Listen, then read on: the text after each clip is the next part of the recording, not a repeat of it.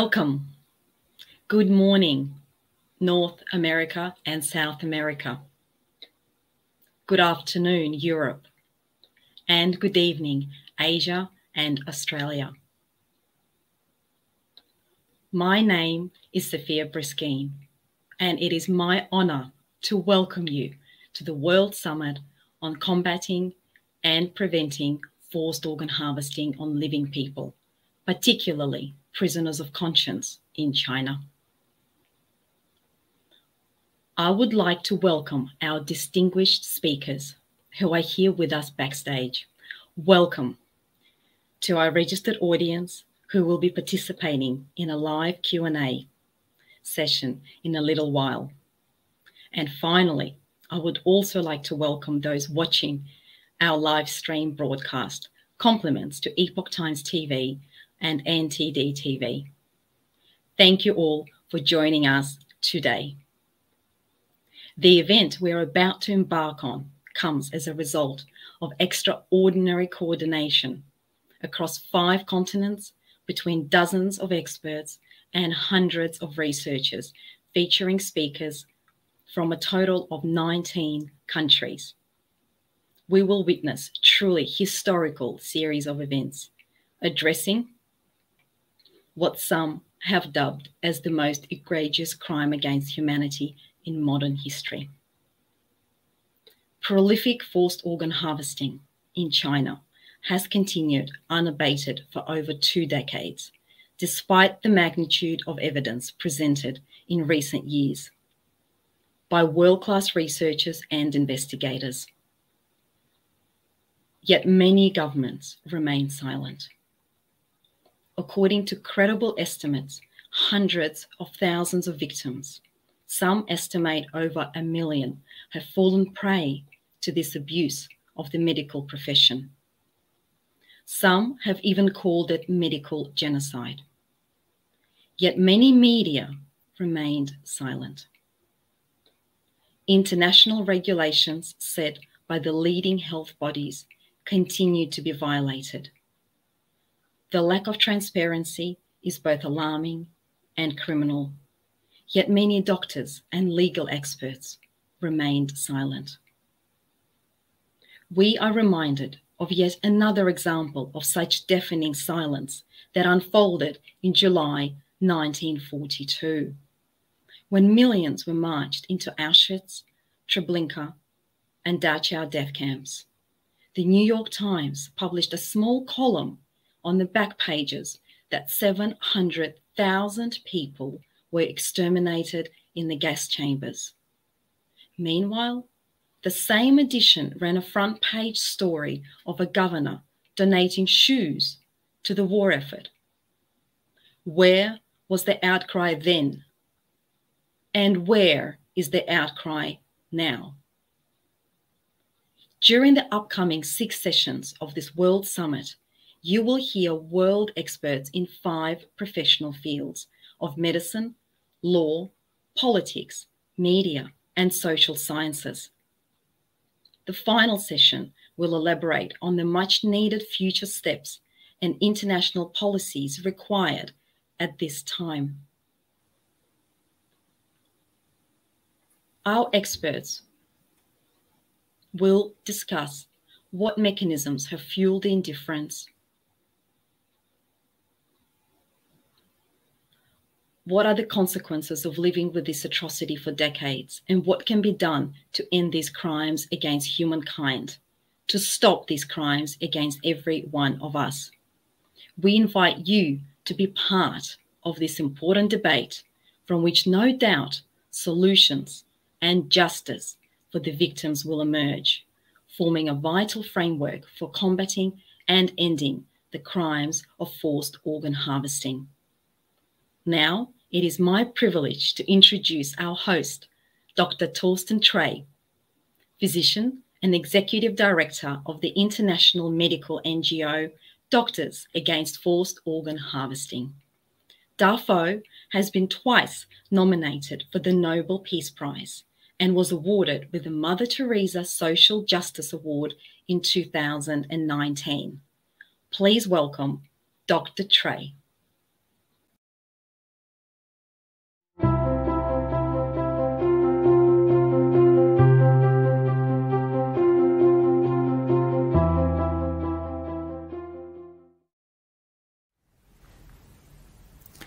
Ladies and gentlemen, esteemed speakers and guests, welcome to our World Summit on Combating and Preventing Forced Organ Harvesting. 15 years ago, when the Epoch Times broke the news that in China organs were harvested from living prisoners of conscience, the term forced organ harvesting did not even exist. This by itself already indicates that this horrific practice is beyond our imagination and thinking as human beings. It also means that in order to understand this practice, we need to open our minds to think the unthinkable. Over the past 15 years, independent investigators and researchers used their creativity and out-of-the-box thinking to collect and accumulate credible, book-filling evidence on forced organ harvesting in China. Implausible transplant numbers, inconceivably short wait times for transplantation that can be shortened to as little as 2 days if one pays an extra premium. A public organ donation program that claims to operate on an efficiency level that is unheard of in other countries. Admissions on phone calls. And last but not least, a plethora of eyewitness testimonies that leave no doubt. It comes as no surprise that the China Tribunal, chaired by Sir Jeffrey Nice, came to the conclusion that forced organ harvesting has occurred and continues to occur in China.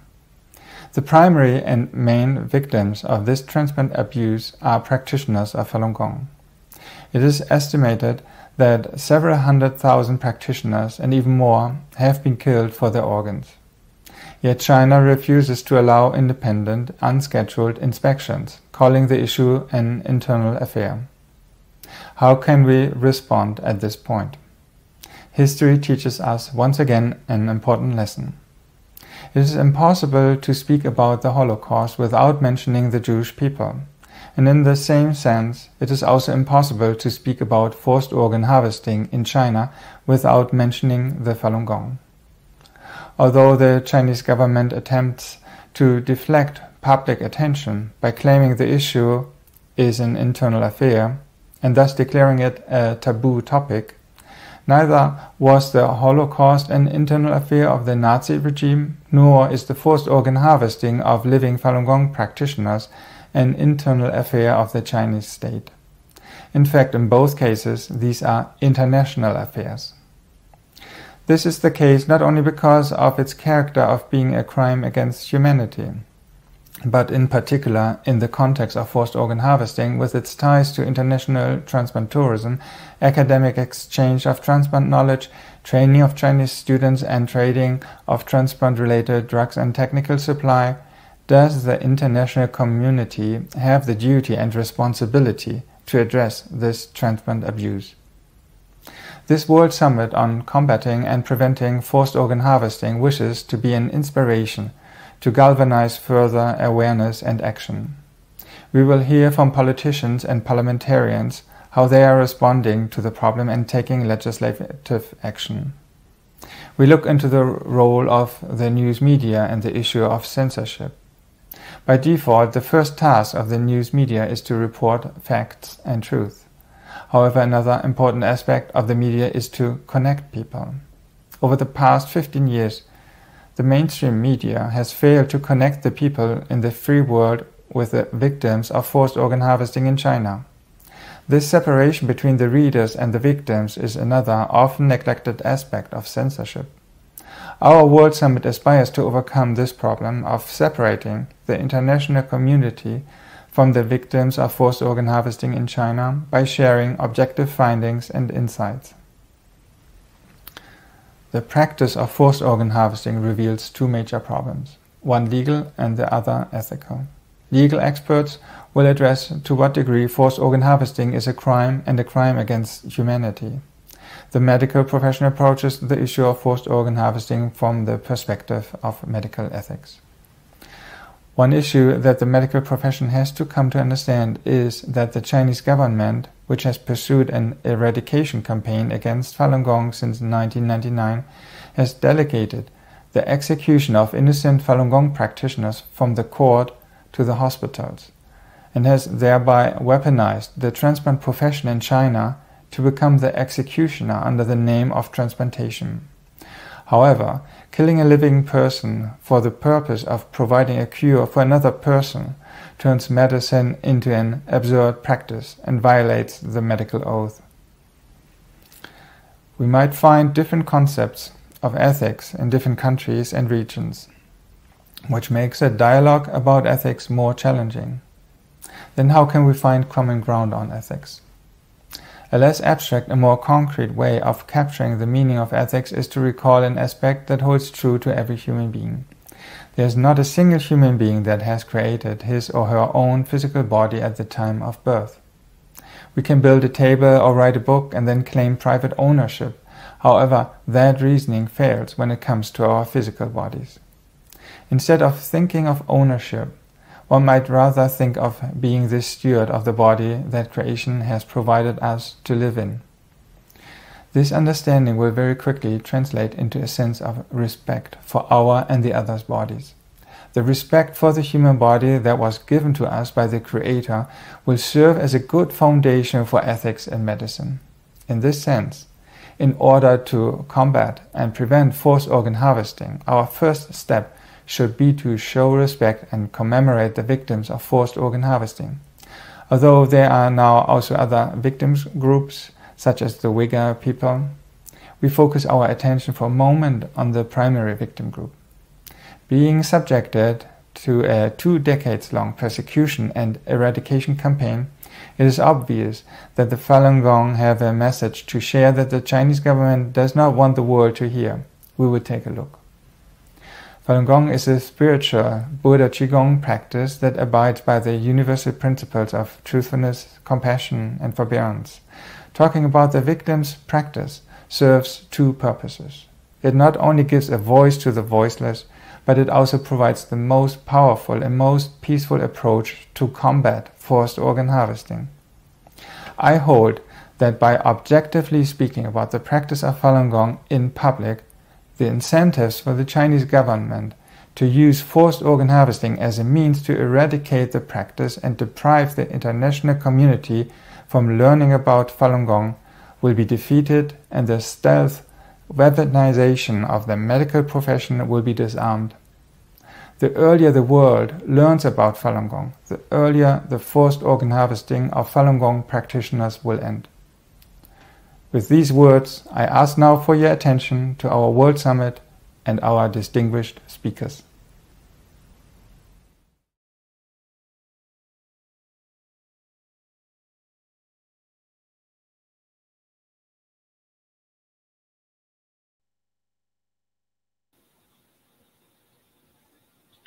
Thank you, Dr. Trey, for such an appropriate introduction to today's first session of our World Summit.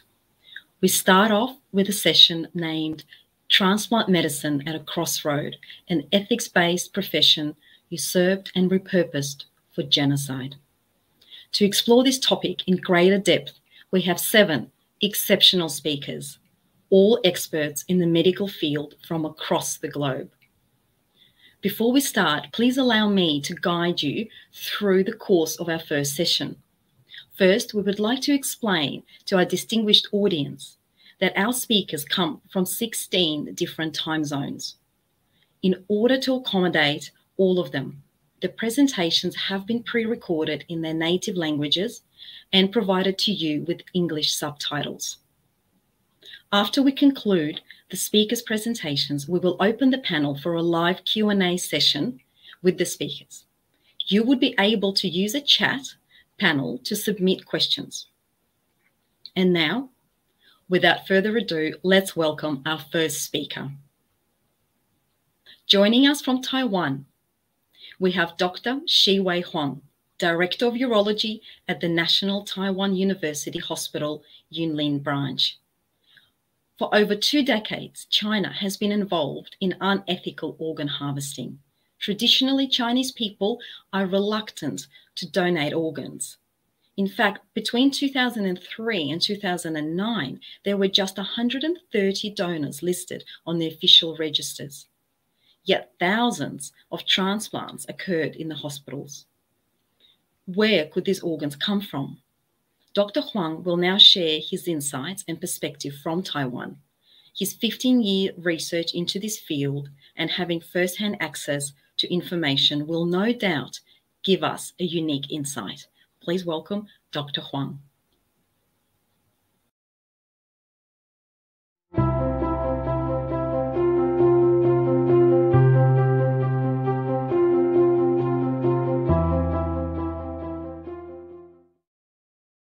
大家好，我是一位泌尿科医师。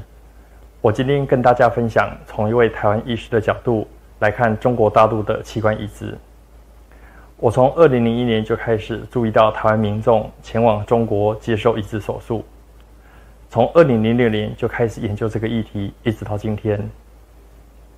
由于同文同种，台湾民众从90年代开始就前往中国接受肾脏移植手术。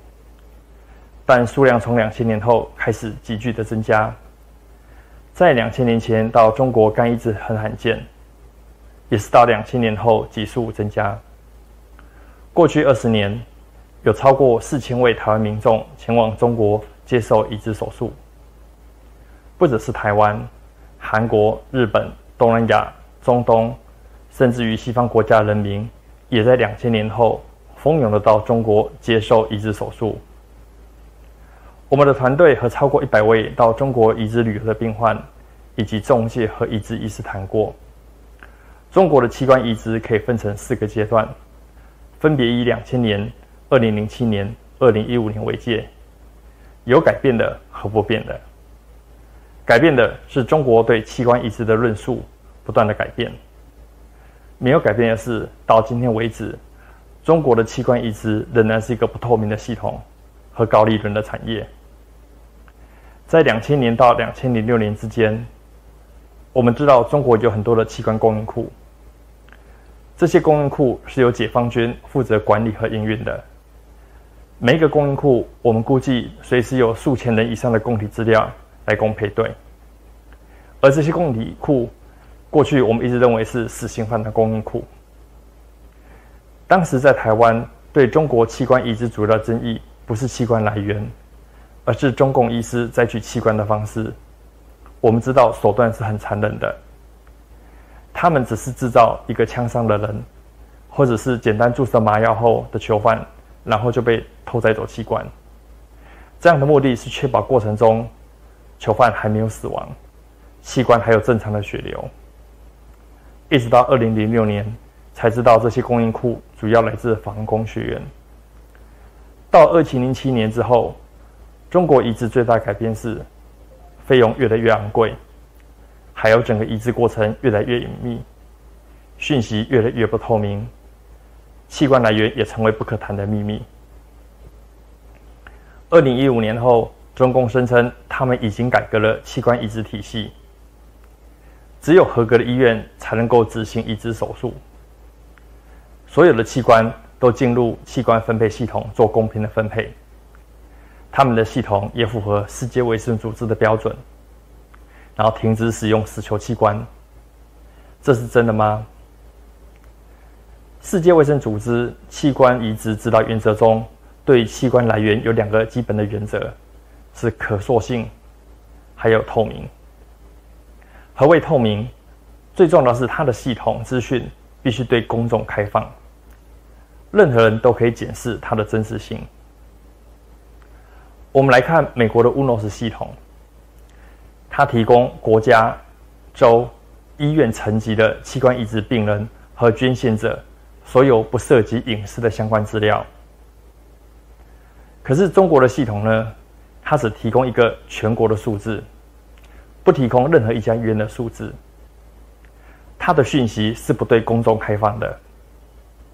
就算到今天，我们搜寻到一份公开的报告，2015到2018年中国器官移植发展报告，和其他国家比起来，里面仍然是提供非常有限的讯息。为什么中共不提供和外国一样的讯息给公众呢？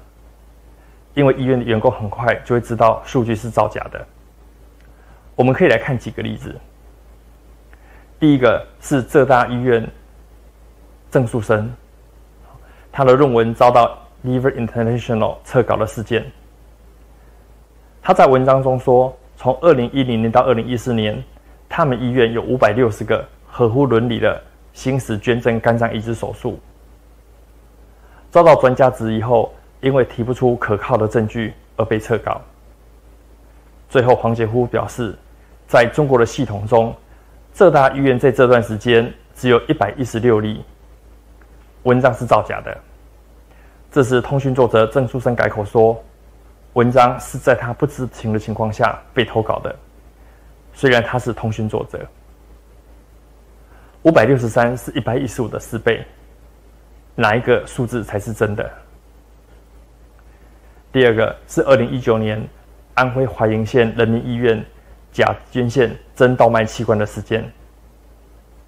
这个事件中，加护病房主任勾结器官移植中心，以捐赠的名义用20万人民币欺骗家属倒卖器官，因为家庭的纠纷被小儿子举报。安徽事件中涉及到4家器官移植中心的造假：江苏省人民医院、南京骨头医院、天津第一中心、北京解放军302医院。这个事件中，虽然有移植和摘取器官的手术，但是所有相关的病历记录在医院都是不存在的。最后我们看到的只有安徽的医院医师被处分，这4家移植中心没有受到任何的处分。那中国的移植中心有多少地下移植手术呢？第三个，我们来看台湾前往中国移植旅游的病患。台湾从2015年7月开始，要求境外移植旅游的病患回国要登录。从2015年7月到2019年7月，有360位病患完成登录，仍然有一些遗漏的，但其中有95%是到中国。我们可以发现，其中有5位病患是到没有资格的医院接受移植手术，4位病患移植医师并不属于那一家移植医院，另外还有7位病患是到柬埔寨，但医师来自中国。我们可以发现，没有资格医院仍然在对境外民众执行移植手术。那么还有多少没有资格的医院还在执行手术呢？我们要知道，这些医院都是有党支部的，都是在共产党的控制之下。这3件事情可以看出来，医院、省、国家层级的数字是斗不起来的。医院实际移植数字远远超过国家统计数字。中国的地下移植数量还是很可观的，而且很多参与的都是大型的器官移植中心。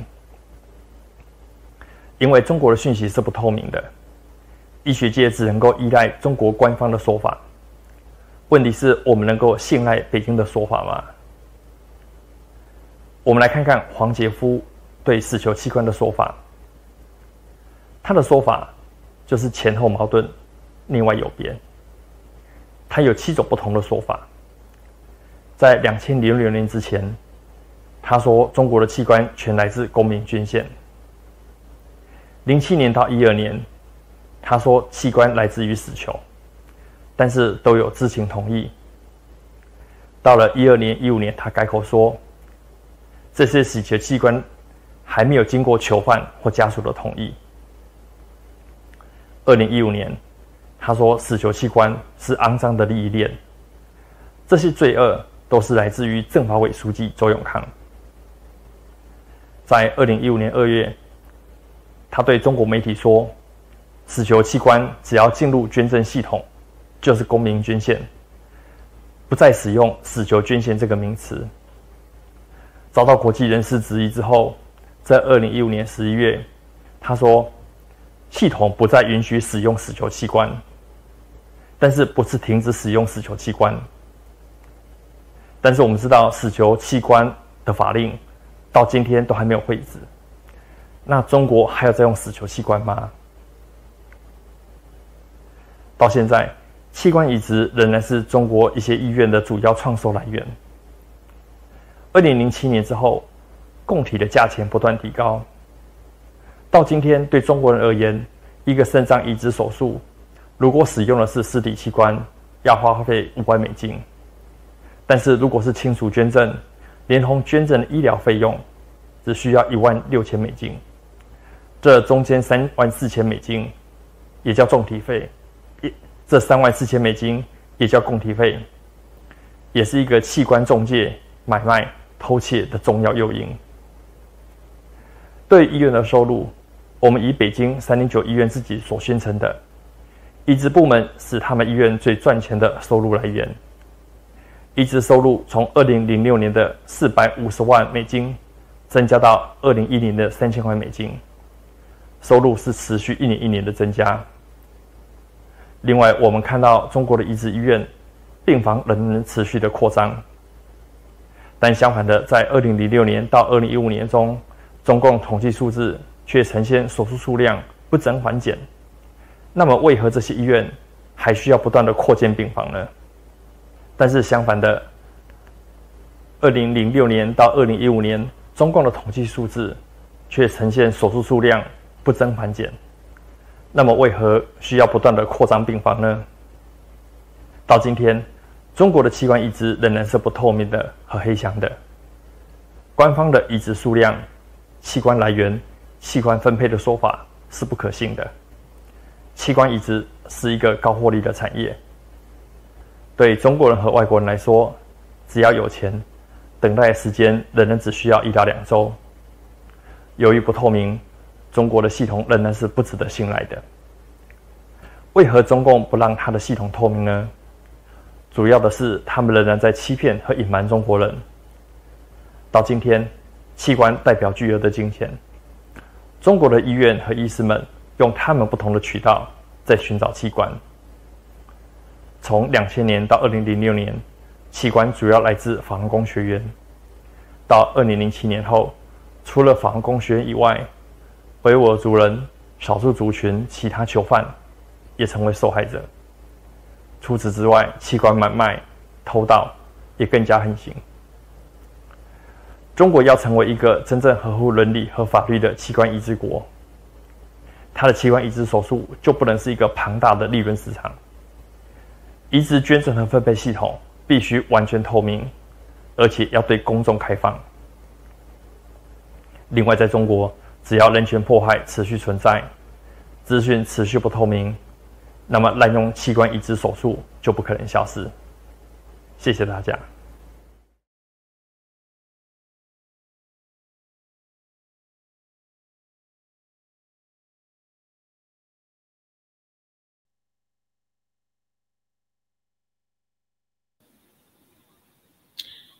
Thank you for that really insightful presentation, Dr. Huang. And indeed, China's transplant market is an opaque, lucrative, and an absolutely billion-dollar industry.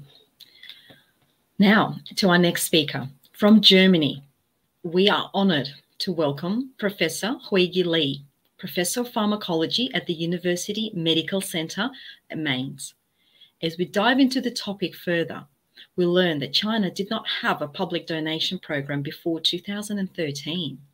So a very pressing question is, where are the tens of thousands of organs come from? Our next speaker will analyze in detail China's medical laws and the various pathways of organ procurement.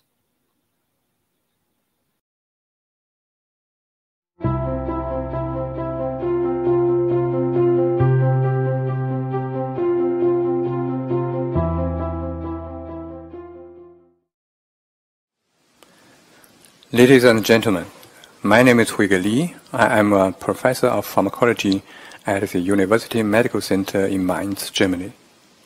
At first, I would like to thank the organizer for this opportunity.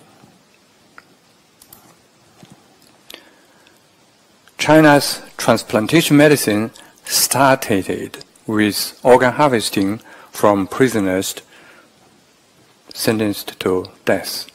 But in some well-documented cases, the prisoners were not killed immediately. The gunshot was not to the head. Instead, the gunshot was to the right side of the chest. The purpose was to enable organ perfusion and to increase the organ quality. This case was confirmed by one of the officers who performed the execution.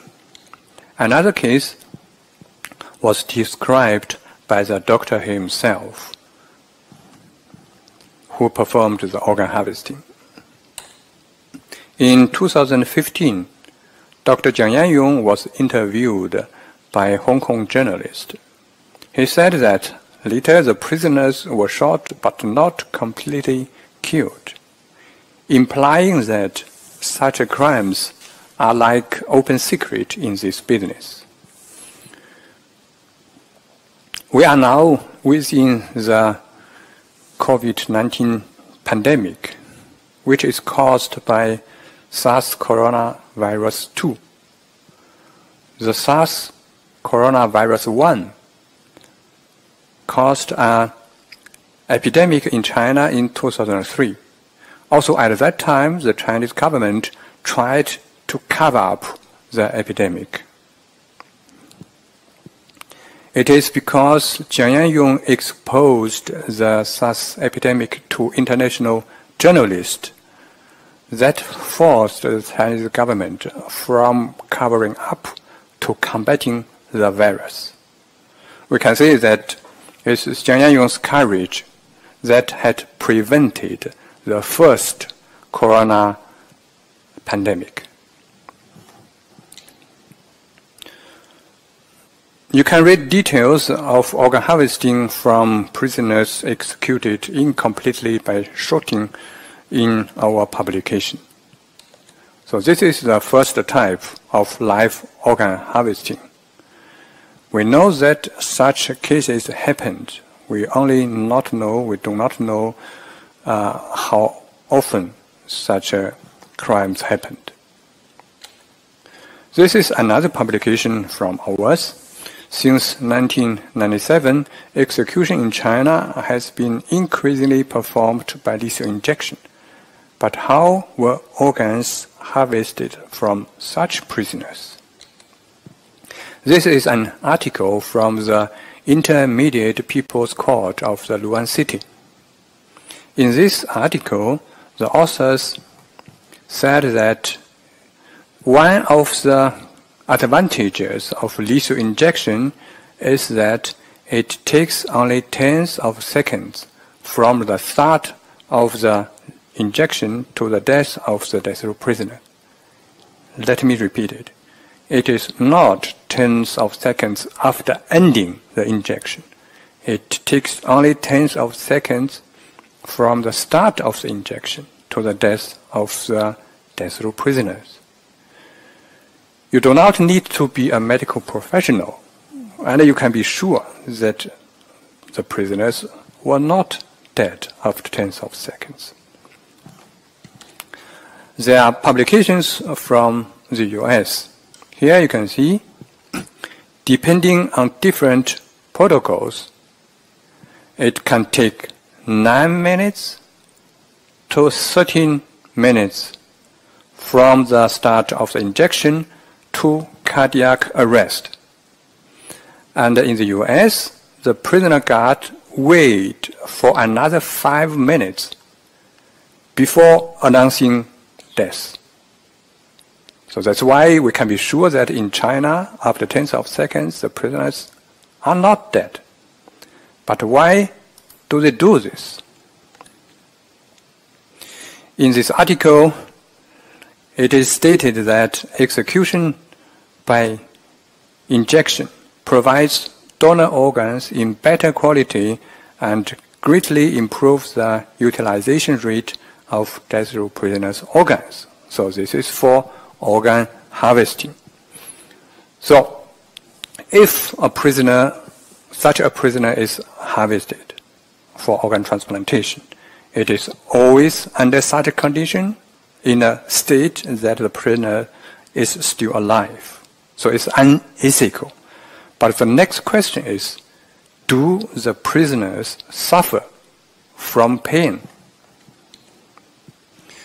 This is a publication in the Lancet journal, which stated that post-mortem concentration of thiopenta, which is the anesthetic component in the lethal injection, so in the blood was lower than that required for surgery in 88% of the cases. In 43% of the cases, the inmates had concentrations consistent with awareness. That's why lethal injection is not human. If such situations are applicable, if such situations can be applied to the situation in China, it would mean that the prisoners must have suffered from extreme pain.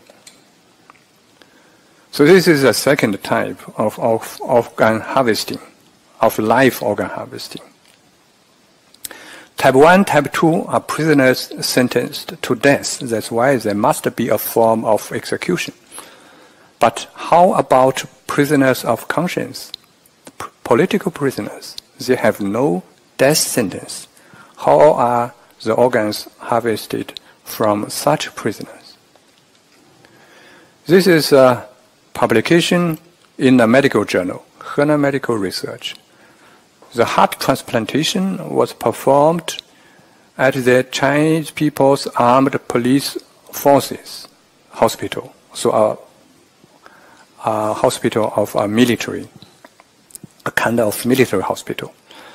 So the heart transplantation was performed in 2001. In 2001, there was no concept of brain death in 2001. That's why this so-called donor cannot be a brain death patient. If we look at the procedure of donor heart removal, here we can see at first systemic hyperinization was performed, and systemic hyperinization can only work if the heart is working, if the circulation is working. So the person is also not a cardiac dead person. Here it is very clear if you look further. Cold cardioplegia solution was delivered to the heart through the aortic route until the heart stopped beating. So the heart was beating. So it is a cold cardioplegic solution caused cardiac arrest. So this person, this so-called donor, was not a brain death patient, is not a cardiac patient, it was a living person who was killed by the medical professionals. This is very likely the situation of organ harvesting from prisoners of conscience. If a prisoner of conscience is harvested for organ transplantation, it is always under such a condition. It would be a nonsense from the view of the doctors to kill the person first and then to remove the organs. China has no brain death legislation. In 2003, the Ministry of Health drafted brain death determination criteria and brain death determination of technical specification. From that year on, brain death determination was performed and organ donation after brain death were carried out. In the published criteria for brain death determination, it is stated very clearly that 3 conditions must be fulfilled for diagnosis of brain death: deep coma, absence of brainstem reflexes, and also absence of spontaneous respiration. It's stated very clearly in such publications that the absence of spontaneous respiration must be confirmed by apnea test. And an apnea test can only be performed by disconnecting the patient from the ventilator for 8 to 10 minutes. It means very clearly that a brain death determination can only be performed in a patient who is already on the ventilator. But it is not the case in some publications from China. This is a publication from the Kunming Medical University. In this publication, they claimed that all the 7 donors were brain dead. but without giving the cause of coma, and the phrase brain death determination was not mentioned in the article even once. If you look at how the heart was removed, it is stated in the article that after donor's brain death, intratracheal intubation was performed for mechanical ventilation. As we have just learned that brain death determination can only be performed in a patient who is already on a ventilator. So after brain death, to perform the intubation for ventilation is a bad joke. So it means that brain death diagnosis was not performed. It's not a brain death patient. If we look at further, the intubation and mechanical ventilation was directly followed by the heart removal procedure. Also here it's very clearly that the heart was working, and it is the cold solution that induced cardiac arrest. So in this case, it's very clear brain death determination was not performed and heart was working, means that it is also not a cardiac death patient, neither brain death nor cardiac death. It was a living patient who was killed by the doctors by removing the heart. And there are more such cases. This is a publication from a military hospital. Here you can see after brain death, intratracheal intubation was performed. Also here another publication from a university hospital. Intubation was directly formed by the organ removal procedure. Here's another hospital. After acute brain death, intubation was performed. And here another publication from a military hospital. Also here, intubation was directly performed by heart removal. Also here, in this case, it is very clearly that the heart was working. The heart was emptied by several heartbeats. The heart was beating. So in such cases, the so-called donors was not brain dead because brain death determination was not performed, and in some cases it's very clearly the heart was working. So neither brain dead nor cardiac dead. So in such cases, it was living person who was killed by the doctors. This is the fourth type of organ harvesting from living persons. If we conclude, in China, from the very beginning, prisoners sentenced to death were used for organ harvesting, so this is unethical, very clear. And Chinese officials have already admitted that before the year of 2010, the organs from death row prisoners were removed mostly without consent. Even according to Chinese laws, this was crime and systemic crime. And live organ harvesting, meaning that organ harvesting from a still living person was carried out both from prisoners sentenced to death and from political prisoners. And this is a crime against humanity. This is the end of my presentation, and thank you very much for your attention. Thank you.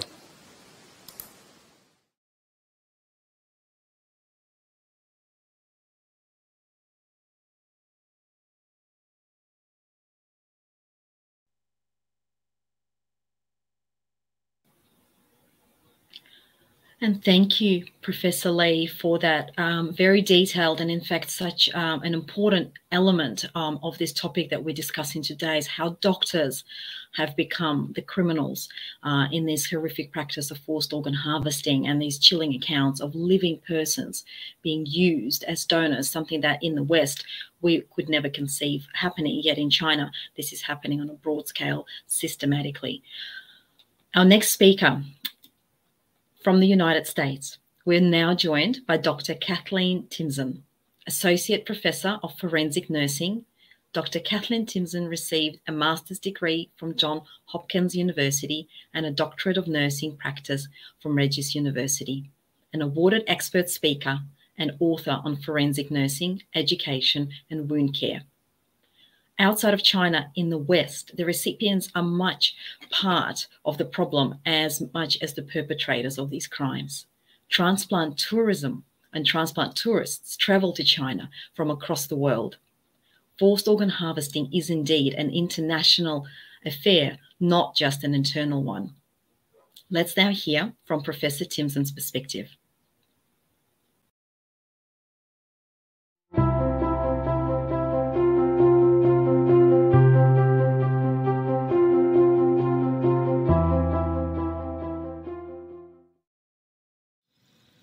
Good morning.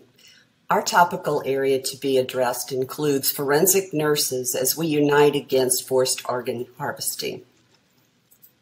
Who are forensic nurses? We're registered nurses with advanced education and training in forensic science, legal aspects of care, and nursing that relate to caring for victims who have had their lives impacted in any way by violence, crime, and/or trauma.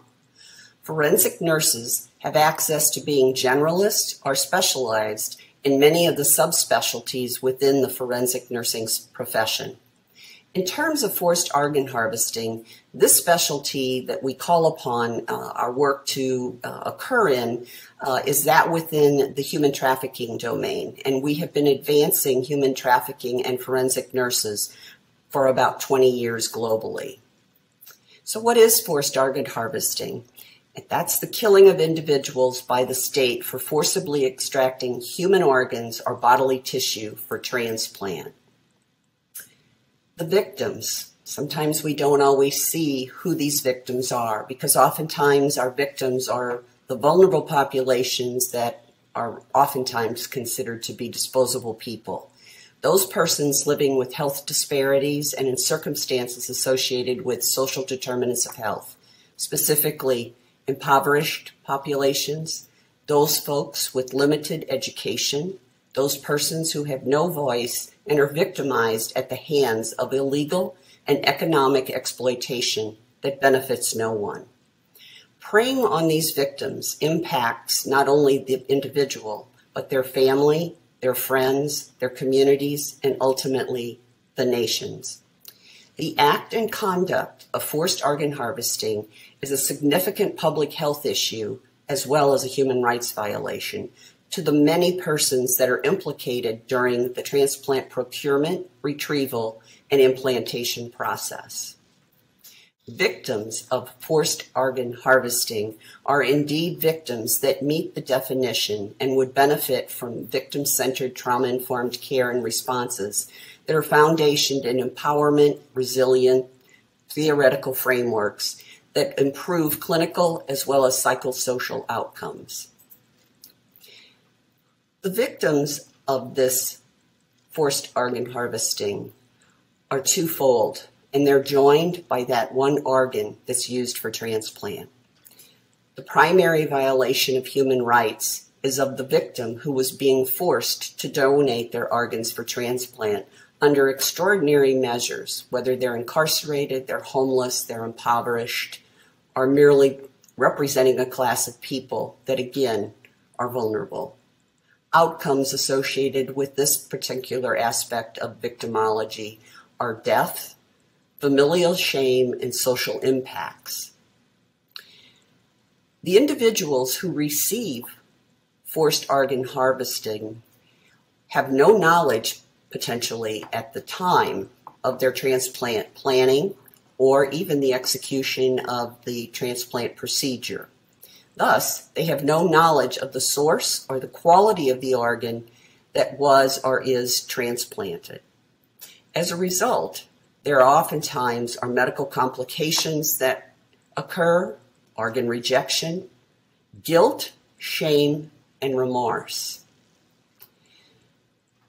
So what are some of the responses that we should be looking at in terms of solutions?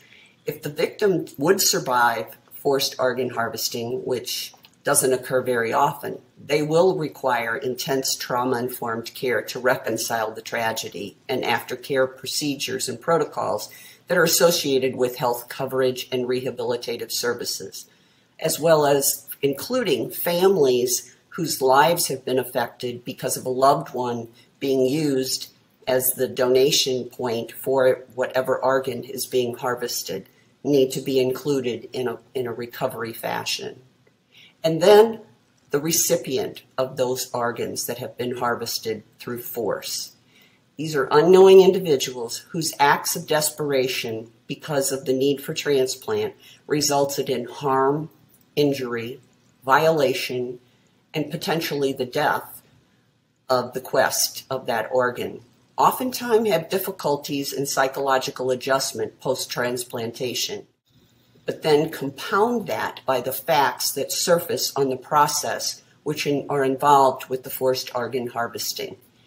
These patients will undergo and need intense trauma-informed care, therapy to reconcile the realities of how their life came to be spared through the transplantation of organs obtained through such exploitive means. As forensic nurses, we are driven by action-focused programs, education, and research. My colleague, Deborah Holbrook, will provide you reference to some of these proven solutions. Thank you.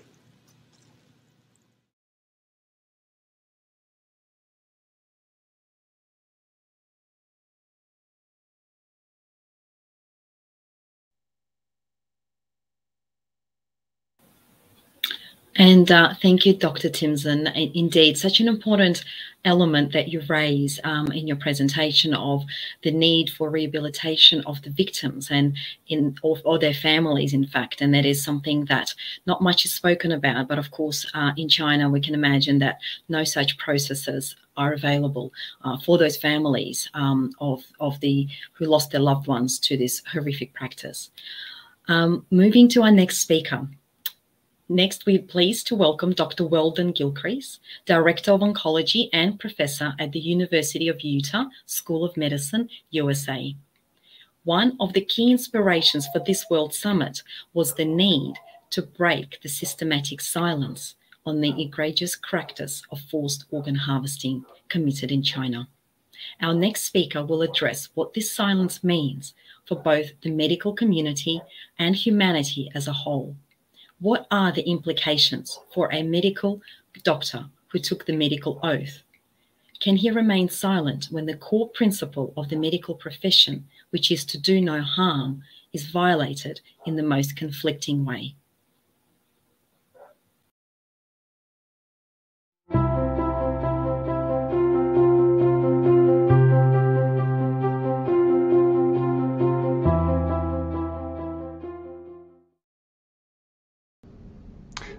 Hello, everybody. Thank you for joining today. It's really an honor and a privilege to be talking to all of you about one of the most important medical ethical issues of our time, and that is forced organ harvesting.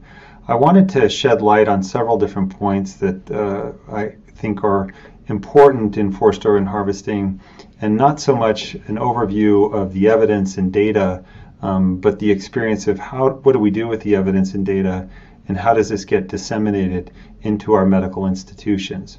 So the first issue I wanted to bring up was the silence that has surrounded forced organ harvesting, despite David Matas and David Kilgore's first report back in 2006, and subsequently in the last 15 years, Ethan Gutman's report, the 2016 update to the Bloody Harvest and the Slaughter, by David Matas, David Kilgore, and Ethan Gutman, as well as the findings of the independent tribunal in 2019 and 2020, after looking at all the data, all come to the same regrettable conclusion, and that is that forced organ harvesting is indeed happening in Chinese medical institutions and transplant centers throughout the country, and this has gone really unrecognized by most of the medical community and indeed most of the world. So how has this silence been able to happen? I'd like to give a personal example. I'm at a moderate-sized academic institution in the mid part of the United States, and at our own institution, I and others have tried to do what we can to take action to stop forced organ harvesting. And one example of that is myself and somebody who runs the transplant line at our institution, where we do a moderate number of transplants annually, have tried in our own way to stop bringing Chinese over here to train in transplant and to go back to China, where they will likely participate in forced organ harvesting. And so what has happened? Well, this has not been formalized by our institution, and when I have reached out to leaders and at our institution, I essentially always get the same response, and that is there's no doubt that forced organ harvesting is happening, but that taking a stance against a large, strong country such as China could be dangerous both to our institution as well as the undergraduate and graduate schools that we serve with at our university. And one example of this was in late 2019 when I approached one of our leaders in the medical system and said that we must take a stance and we should all sit down and have a discussion about what we're going to do about forced organ harvesting, especially in light of the fact that the China Tribunal had just published their report in which they had interviewed well over 50 individuals and looked at all the data and reports themselves, mostly data that came out of China showing that they had no explanation for their incredible and exponential boom in transplant activity beginning in the early 2000s, aside from the explanation that they were killing innocent individuals for their organs. This kind of egregious and mass crime has never really been at the hand so largely of the medical community in history. So when I approached our leader of our medical institution, he essentially said to me that there was no doubt in his mind that the Chinese Communist Party was capable of such atrocities and that it was indeed happening, but that if we said anything, China would simply send all of its students to Texas. Well, this struck me as odd. We're not in Texas, and why would it matter if they sent their students to Texas? This kind of fear of, I think, economic retaliation has been directing, I think, a lot of the approach that we've taken. And I'm further concerned that at our own institution, in my own clinic, we've had and trained at least 2 Chinese individuals in pulmonary medicine and cardiothoracic surgery who really would find no way out of being independent when they return to China, as essentially all individuals, including all doctors and surgeons in China, are always under the thumb of the Chinese Communist Party. Further, we have individuals here who collaborate and work closely with Chinese institutions, including going over there and giving lectures and having individuals from China here, in fact, working in our laboratories and in our clinics, and such as one such individual who has Chinese working on his R01 grant in his lab. So why have we taken this approach of collaboration and engagement with China? There's a great editorial by Wendy Rogers, Matthew Robertson, and Jacob Levy that was published in the BMJ back in 2017 that I encourage you all to read. It's simply a page detailing the approach that the Transplantation Society has taken, and indeed the medical community at large, and that is one of engagement and cooperation with China after the 2006 David Matus and David Kilgore report came out. So has this stance of engagement and cooperation and collaboration worked? Well, the short answer is no. We've taken similar approaches from a diplomatic and an economic stance in the United States, really to detrimental ends.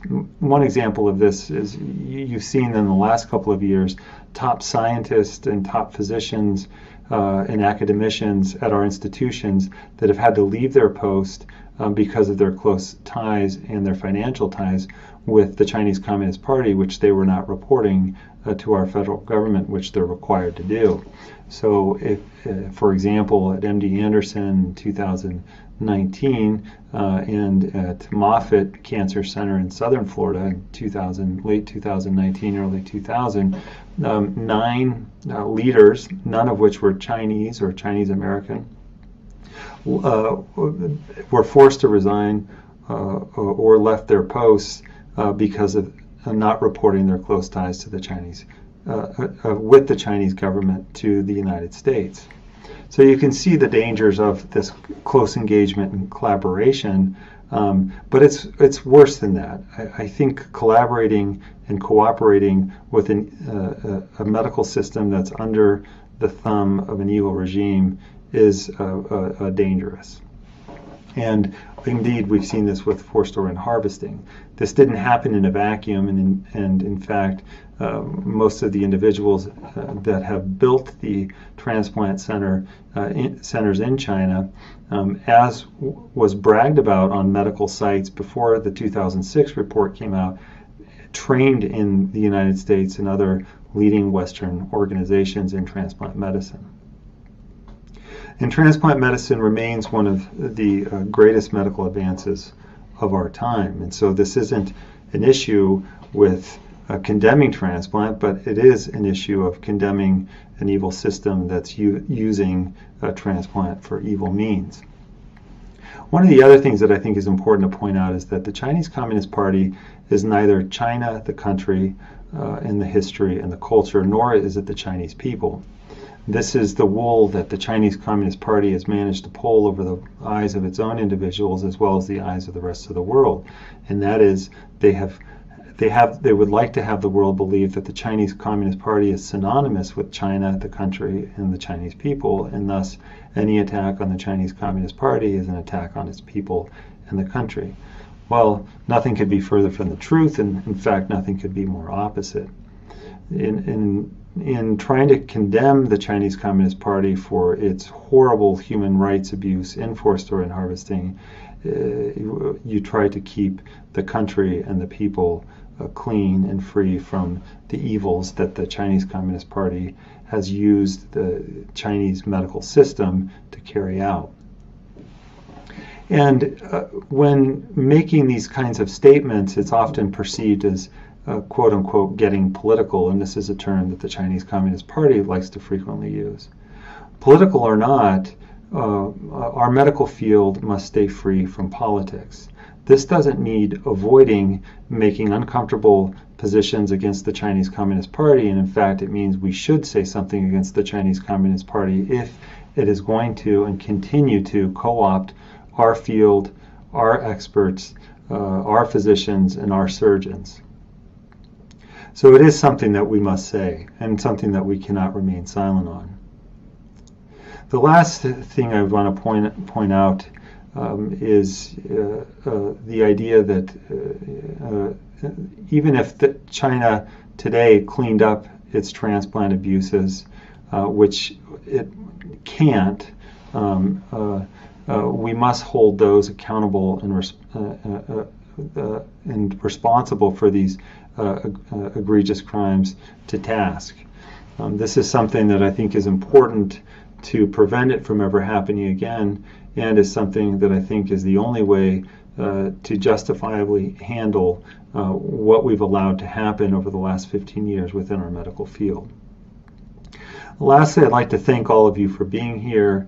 I think that as one common voice, we can make a difference. We can make a difference in our institutions, at our transplant centers, but it simply will take a strong, unified voice saying that we simply can't tolerate this to continue happening, and we can't say nothing because as we've said nothing, we've seen that it does continue to happen. Thank you all for your time, and I'm happy to answer questions a little later. Thank you.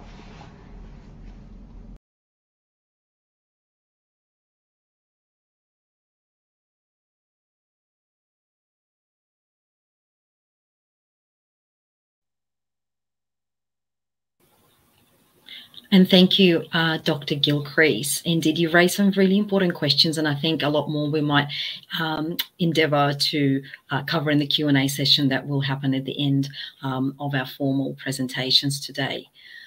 From the US, again, we have the honour of listening to Professor Emeritus Ray Scalata. He's a former professor at the GWU Medical Center and former chair of the Board of Trustees of the American Medical Association. There is no doubt that national and international medical organizations play an important role in addressing any form of medical malpractice. Have they met their responsibilities? Has there been indirect complicity on behalf of these international governing bodies? Let's hear Professor Scalata's insights on these important questions.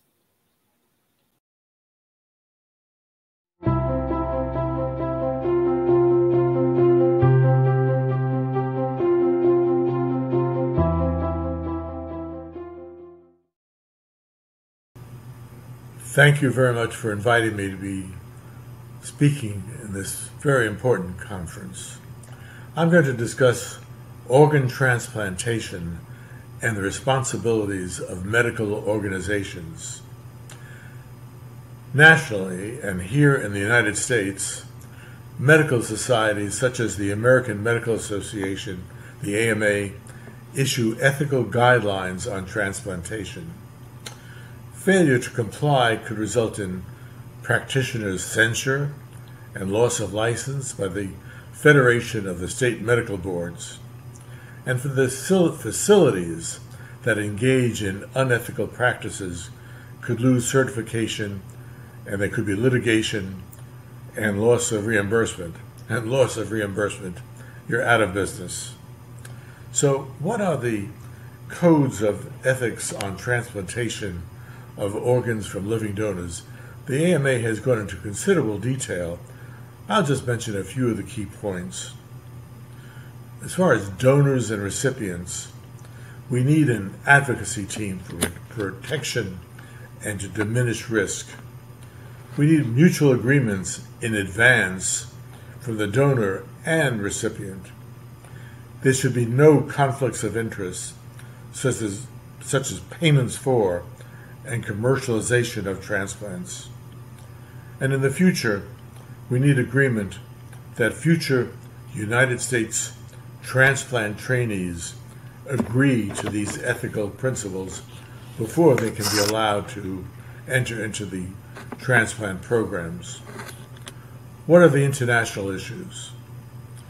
The AMA is a constituent and leading member of the World Medical Association, the WMA. This is a global federation of national medical associations which include the People's Republic of China, the PRC, which is also a member. They meet several times a year and guided by the Executive Committee. The WMA represents millions of international physicians to achieve the highest possible standards of medical care and ethics, and the AMA has significant influence. The WMA in 2020 issued a declaration to prevent and battle transplant-related crimes. Previous resolutions condemned the many reports of continued violations of these ethical standards by the PRC with imprisoned members of Uyghurs and the Falun Gong. What about the World Health Organization? Well, that is in the WHO. The World Health Organization is an agency of the United Nations responsible for international health. The WHO and the WMA, the World Health Organization, and the World Medical Association have no regulatory authority. The WHO's Declaration of Istanbul in 2018 has similar ethical principles. However, it is silent on the problems of organ tourism and organ harvesting in China. The custodial transplant surgeons of the Declaration issued a declaration in June of 2020 which cautioned against scientific misconduct, and they stated that physicians should affirm allegiance to the guidelines regarding organ trafficking and tourism, and that journals should affirm their adherence to that goal. The China Tribunal. This is an independent organization in London. It concluded in 2019 that China has committed, quote, crimes against humanity, unquote, with forced and deadly organ harvesting over at least 20 years. A recent article in the Annals of Surgery titled Lung Transplantation for Elderly Patients with End-Stage COVID-19 Pneumonia from China raised serious ethical concerns as to how the lungs for the recipients were obtained within 3 to 4 days. In the United States, with a huge registry of transplant donors, much larger than China, the minimal wait time for this type of donation, the minimal, is 15 days. And the question is, why was such sick and elderly patients chosen? And why is there no information about survival after 5 days in the journal, the Annals of Surgery? We participated in the critique of this article that was published. The authors of the transplant article, their response to the critique has been non-existent or evasive. And one can seriously question the rationale why the Annals of Surgery would publish such a controversial article that did not address the ethical principles.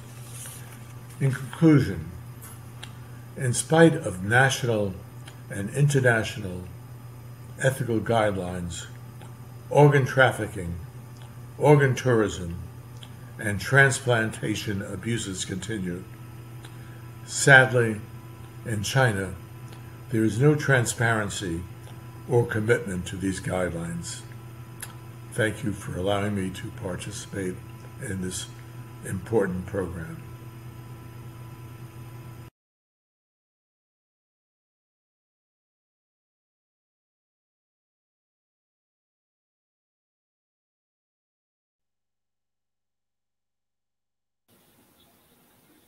Indeed, Professor Scalata, these crimes are horrific, and new guidelines and international regulations are much needed to address this.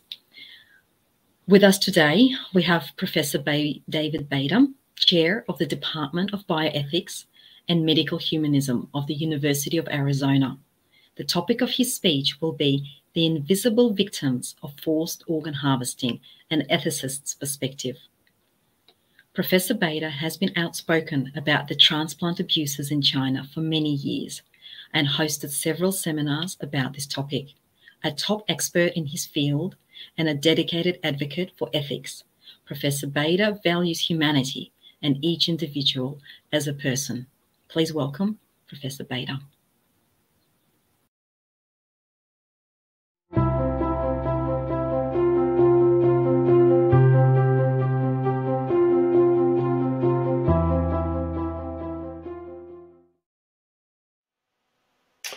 Well, thank you so much for the privilege of having a conversation with you all.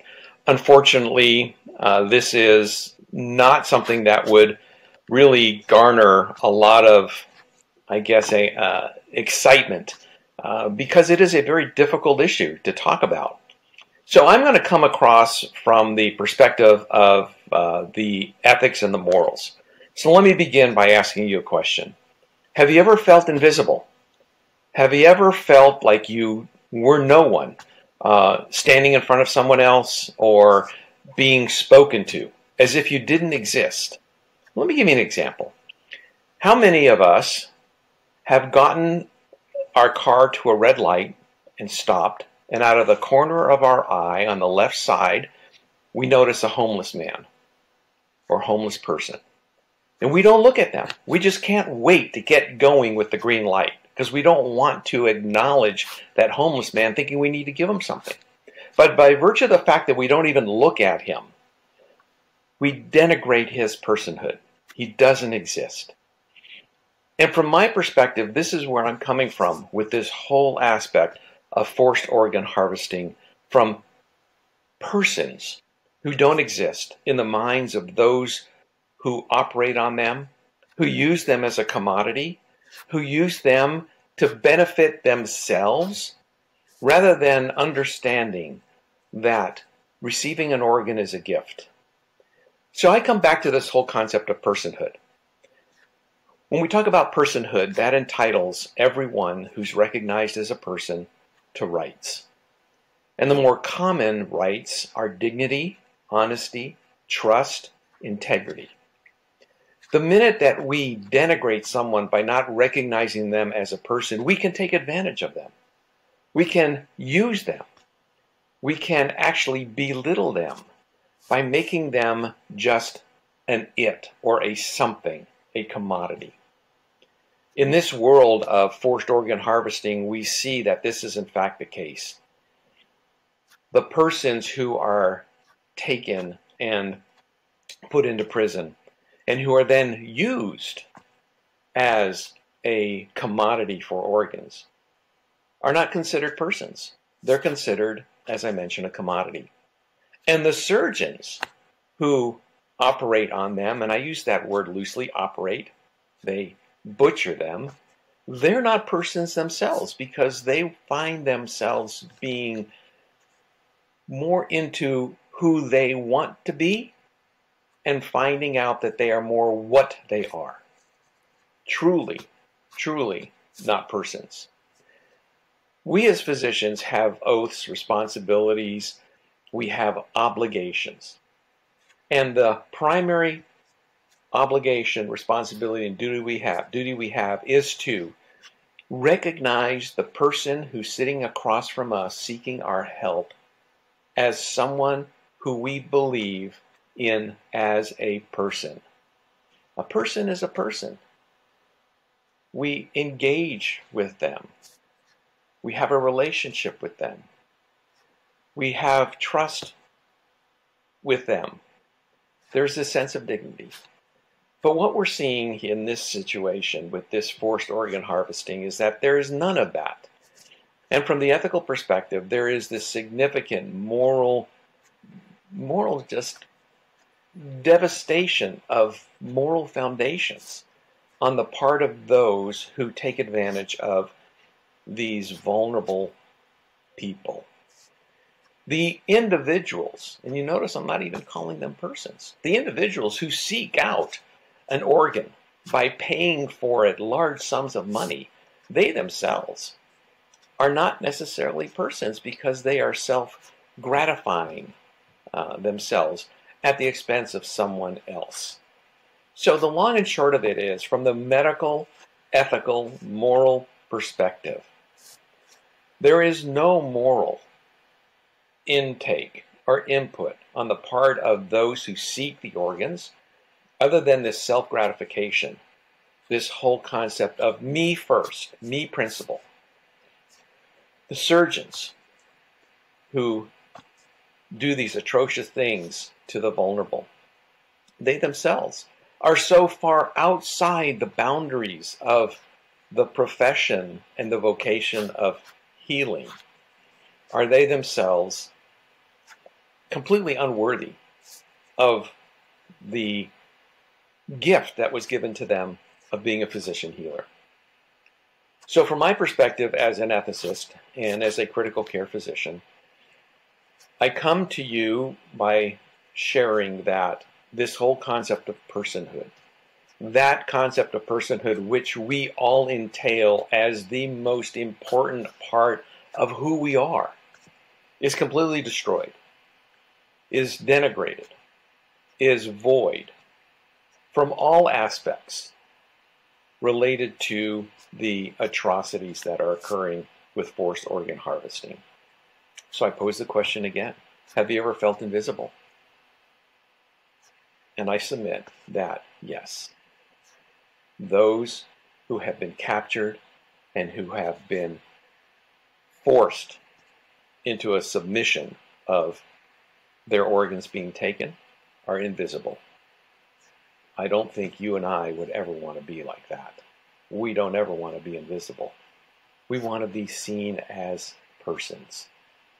Appreciate your time, and thank you.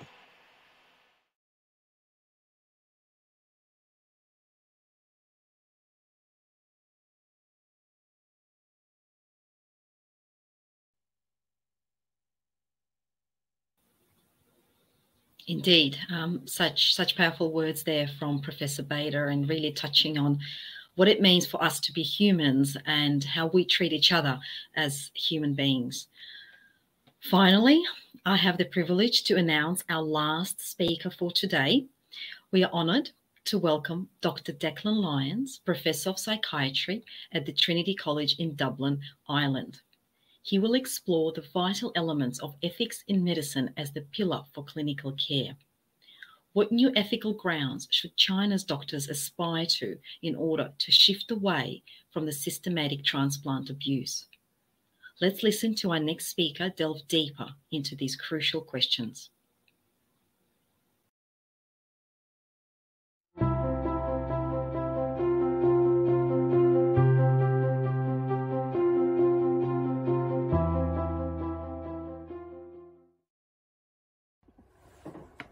Thank you for the invitation to take part in this World Summit on Combating and Preventing Forced Organ Harvesting in China.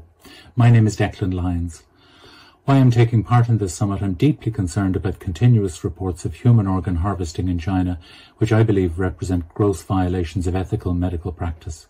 I'm a medical doctor living and practicing in Ireland, and I'm deeply worried about the activity of some Chinese colleagues who quite simply prioritise power over ethics. To be silent regarding these dramatic departures from very basic ethical norms, to me, is unconscionable. As ethical decisions are an everyday component of daily medical practice, disparity in clinical ethical practice anywhere weakens bioethics everywhere.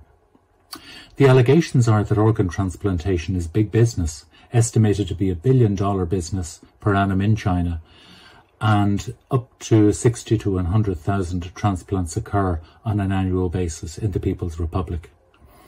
Obviously, the source of most organs we know for decades has been executed prisoners, but there was a welcome move to voluntary organ donation and a system in 2015 of that. But the UN Special Rapporteurs in June of this year believe ethnic, linguistic and religious minorities in China are still targeted for involuntary organ harvesting.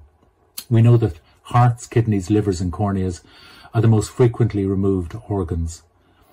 Many clinical personnel are involved in this process, including surgeons, anaesthetists, physicians and nursing and other medical professionals. And there is very little data emerging from China to investigate or refute these concerns. In terms of our ethical obligations, doctors everywhere need a good grounding in clinical ethics. We need a perceptiveness which helps us understand the overt and more covert ethical principles underlying our everyday practice. We need to be ever vigilant about the ethical implications of everyday practice and be ready to review and change our practices, procedures and protocols. We need to demonstrate competence, care and communication to create a therapeutic environment within which trust is developed between clinician and patient, and that should be implicit. There is therefore a mutual education process where clinician and patient learn about each other, and then the process of healing moves on apace. When doctors advocate for patients and behave professionally and responsibly, for example in the maintenance of confidentiality in terms of patient records, basic trust is established and maintained. Trust is vital if patients are to seek and obtain the necessary help from doctors. It can't be taken for granted. Basically, we need to behave our way continually into greater and greater trust. Quite simply, I believe the patient is a guest in our house and should have considerable authority and very justifiable expectations of care, the care that they receive. This is increasingly acknowledged in terms of how doctors are trained and educated, and medical professionalism is a new discipline. It's becoming a new subject on the medical education curriculum, spanning undergraduate training and postgraduate training and continuing professional development. Arguably, medical professionalism and ethical awareness is the only subject that doctors will continually learn for the rest of their career. The principles of ethical practice are, first of all, do unto others, respect patient autonomy, do no harm, aim to be good and be just in the execution of your work. Ethics in many ways is a subtle awareness of closing the gap between who we are as doctors. As humans, we may be frail and fallible, but who we're capable of being. Crystallized professional skills, therefore, are as important to medical practice as knowledge itself, which is increasingly democratized and available on the internet. But ethical violations which are overt and outrageous, such as we hear about in China, such as forced organ harvesting and trafficking, this offends medics everywhere. Individually, clinicians must ethically confront issues such as the basic conflict of interest between being an agent of state repression or a patient advocate. The two are simply incompatible. In reality, forced and voluntary organ harvesting has taken place for decades in China. This has been widely admitted, with the assistance, I'm sad to say, of medical personnel. There has been no counter-evidence or credible response of denial of these allegations from the appropriate authorities. The medical community globally, I believe, is largely ignorant or incredulous of these practices, as the violations are so profound and grave. People basically assume that they cannot be true. Doctors have a duty, where possible, to act in society's interests. There is no doubt about that. For example, protecting public health. And in our role, doctors, nurses, and indeed information and facts save lives. And society listens to this counsel and protects lives, even by entering economic recession voluntarily, as we've seen all across the world in the case of a pandemic lockdown. The fallout from what we're seeing in China and what is alleged in terms of death, mutilation and psychological trauma of prisoners of conscience in detention in China is severe and profound. Basically, a vulnerable population remains incarcerated and could experience torture and death at any time. And I believe trust in medicine across an entire continent, across the globe, will be damaged and could lead to resistance and complacency in the face of future global pandemics, for example. What credibility will doctors have in the future if they are prepared to tolerate such gross deviations from ethical practice? State-sponsored cruelty, moreover, will erode moral and civic values that should underpin sustainable human development. Lack of autonomy or ownership of one's own body simply destroys a central feature of human existence, something that we take very much for granted. How do we respond to these allegations? We must investigate. We must investigate again and yet investigate still further. The authorities in China must respond. If progress has been made since 2014 in reducing forcible organ extraction, then publish the data and allow its verification by the international community. We need internationally validated registers of all organ transplantations that are occurring in China to restore any sense of credible belief about their origin. We need to educate doctors in China about their ethical obligations, particularly those attending overseas training programs in organ transplantation. We must engage with the international community. China must engage with the international community or risk isolation. Biological threats such as viruses, as we've seen, recognize no human borders. I think an example would be the early sharing of COVID-19 genome, which allowed global response and vaccine development. And this cooperation and collaboration between medicine was extremely helpful in allowing us retain hope over someday controlling and eliminating this pandemic. But conversely, disparity in bioethics anywhere weakens bioethics everywhere in all corners of the globe.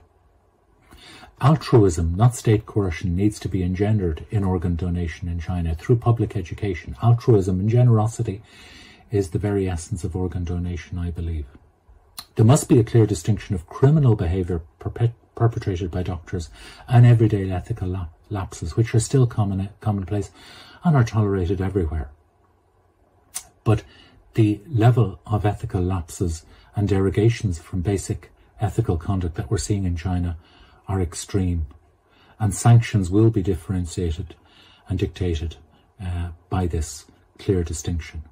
Diplomatic and commercial stakeholders also cannot be ignored. They are increasingly vocal in terms of human rights concerns in China. This is the public discourse everywhere in 2021. But adhering to good medical ethical standards filters out many difficult emotions in terms of everyday ethical practice, such as fear, such as stigma and shame within the medical profession, which can be very common. And it allows a sense of personal fulfillment. So it's in the interests of doctors in China to educate themselves about basic ethical norms. We need to build better habits. We need to standardize our practices, improve our systems. We need to have the greatest level of health for the largest number of people, to let people lead lives to the fullest potential, as opposed to mutilating innocence at the behest of the state or for personal profit. Medical professionals can lead impactful careers by overhauling their ethical and professional standards and achieving excellence. I don't believe anyone sets out to be cruel or to abandon a sense of vocation at the earliest opportunity in a career in medicine. But above all, we need to cultivate a generation of well-rounded clinicians in China who are exemplary, who are role models, and who match their country's undoubted technological prowess. My own personal motives. I'm not a Falun Gong practitioner, but I have lent my voice and support when I realised Falun Gong practitioners were being mistreated by forensic psychiatry colleagues in the Ankang network since 2001, and I have been speaking out against these practices since then. I would support anyone's right to freedom of religious practice, even though I'm not a Falun Gong practitioner.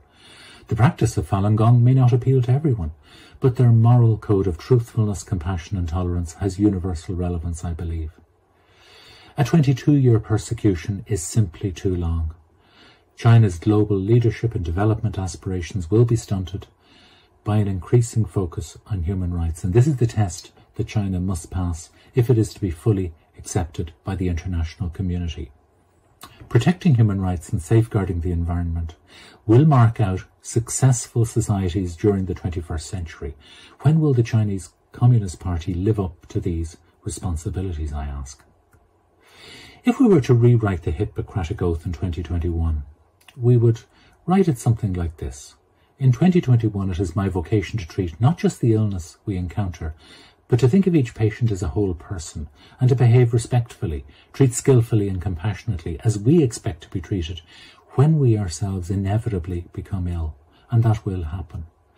I pledge to be a role model in my health and general disposition for my family and community and those mentors who have selflessly guided me along my educational path, on which I remain for the benefit of my patients. That is an upgrade to the Hippocratic Oath, and I urge Chinese doctors to reflect upon it. Thank you.